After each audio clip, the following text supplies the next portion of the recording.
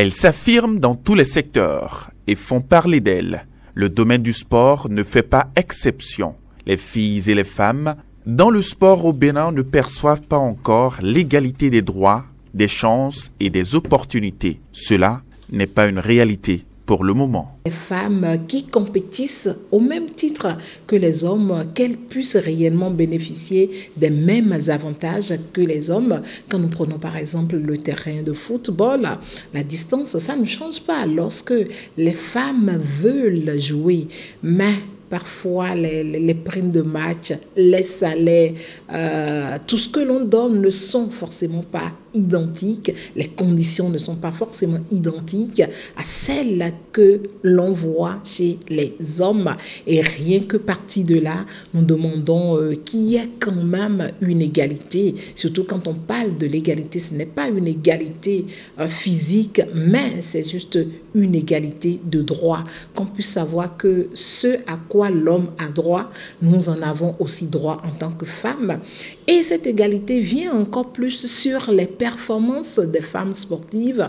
Vous n'êtes pas sans savoir que quand c'est les performances des hommes, quand il s'agit des performances des hommes, toutes les divisions, les rédactions sportives ont quand même hâte d'en parler.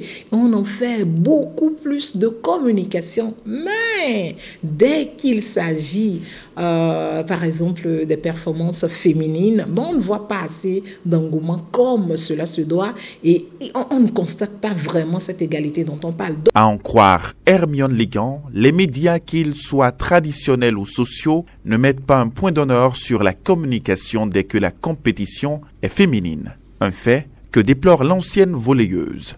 Quant à Adikatou Adam, sélectionneur adjointe des U20, elle estime que le manque de solidarité féminine en est pour beaucoup. Il y a toujours cette différence où la femme est toujours au bas niveau.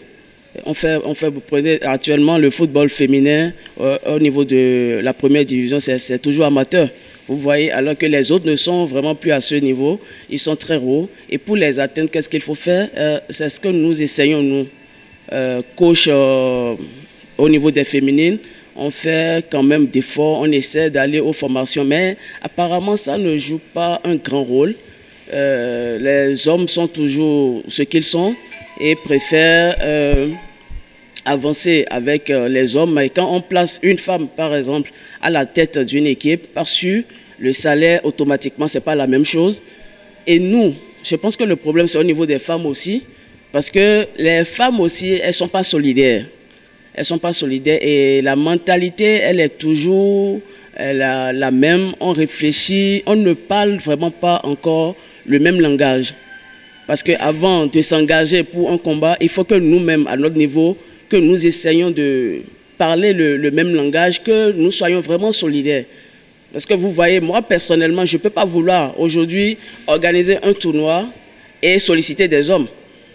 Je ne peux pas vouloir, je ne peux pas investir pour avoir des compétitions pour des hommes, sachant très bien qu'il y a des équipes féminines qui sont là, très disponibles, qui sont aussi capables de faire les mêmes choses, qui peuvent jouer sur un terrain pour faire plaisir à un public. Mais quand je remarque des femmes qui se lèvent aujourd'hui et qui organisent des compétitions pour des hommes. Et nous qui sommes femmes, ils ont l'habitude de nous ignorer, de nous mettre à côté et on s'attaque. Finalement, on veut quoi? Un truc et son contraire.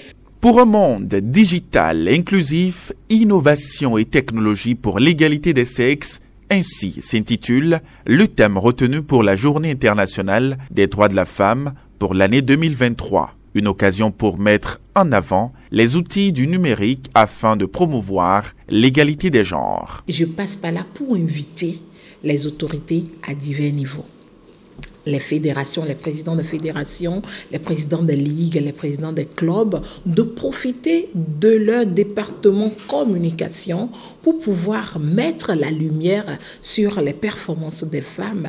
Rien que par le numérique déjà, faire montrer qu'elles ont eu telle et telle performance, de mettre un peu plus de la lumière, de visibilité sur ces femmes sportives dans chaque domaine donné. Et je pense que partant de là, déjà, cette égalité serait d'une manière ou d'une autre faite et on va espérer encore en avoir plus. Et je pense que au niveau, par exemple, du volleyball, il y a même pour ce 8 mars une initiative dénommée les 12 femmes inspirantes du volleyball béninois. Et qu'est-ce que l'on veut faire, par exemple, via cette initiative? C'est de mettre la lumière sur ces femmes volleyeuses, ces anciennes femmes volleyeuses qui ont pu impacter, qui inspirent et qui vont encore inspirer la jeune génération, les jeunes filles, à comprendre en réalité que par le sport, l'on peut devenir ce que l'on aspire être.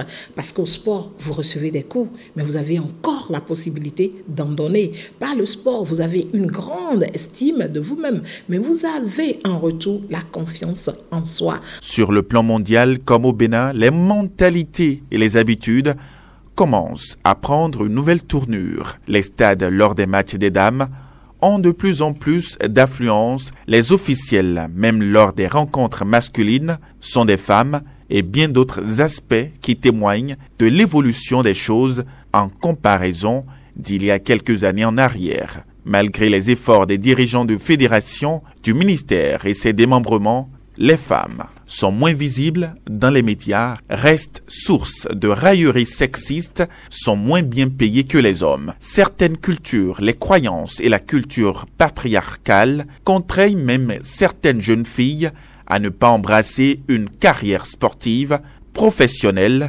malgré leur talent et toute leur bonne volonté. Et pour celles qui arrivent à y faire carrière, les infrastructures, les équipements et le manque d'accompagnement restent et demeurent le chemin de croix qu'elles empruntent.